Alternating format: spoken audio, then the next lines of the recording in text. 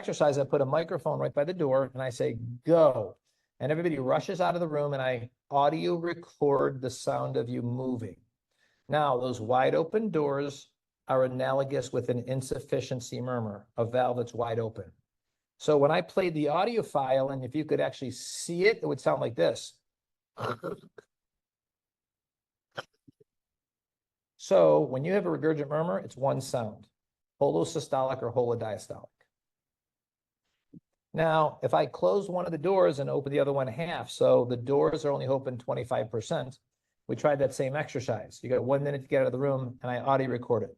Everybody run up to the door, that'd be a specific sound, and then they'd have to slow down and go on the other side of it. So when you have a stenotic lesion, there's two sounds. If they say crescendo, decrescendo, two sounds stenotic.